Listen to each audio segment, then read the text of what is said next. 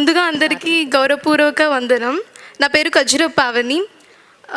రెప్పపాటులో దాగి ఉన్న ఉనికే ఒక మనిషి కథ. అంతులేని దానికై అంతు చిక్కని ప్రయాణాన్ని ఈ చిన్న కవితలో మీ ముందు ప్రదర్శించాలనుకుంటున్నా.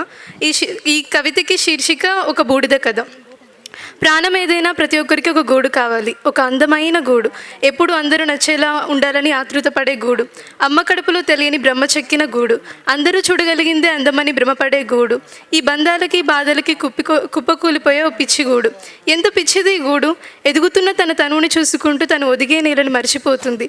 పిలుపులని పల్లకి అనుకొని అనురాగలుపు ఊబిలో తన ఊపిరిని వదిలేస్తుంది. అటు ఉండలేక ఇటు వీడలేక ఉక్కిరి బిక్కిరి పడుతుంది. కాలానికి అనుగుణంగా అనుభవాలతో చెక్కుకుంటూ వచ్చిన ఈ గూడు ఏ చిన్న మనస్పర్ధానికైనా మాటకైనా ఊరికనే కుప్పకూలుతుంది. రేపటి ఆశ కోసం ఆ గూడుని నేను కాపాడలేను, నిన్నటి బాధకే ఆ గూడుని నేను వీడలేను. ఆనందం వస్తే చెక్కిళ్ళు తన కన్నులను ముద్దాడుతున్నట్లు, బాధ వస్తే ఏదో భారం ఆ చెక్కిల నుండి జారుతున్నట్లు, ఏ శిల్పి కళాని నేను ఎవరిని పొగడను? రంగురంగు బట్టలకై మోహపడే గూడికి ఎలా చెప్పేది చివరికి తెల్లబట్టే తన దారికి పోయేందుకు అందమని? సొమ్ములు సోకులని ముసిపోయే మట్టి గూడికి ఏమని చెప్పేది? కాటి మీద ఉన్నప్పుడు కన్న కొడుకు చేతులు సొమ్ము మీద పడతాయి కానీ తనని కన్న అమ్మ మీద కాదని. ఏదో ప్రపంచాన్ని వెతుక్కుంటూ తనలో ప్రపంచాన్ని మర్చిపోతుంది.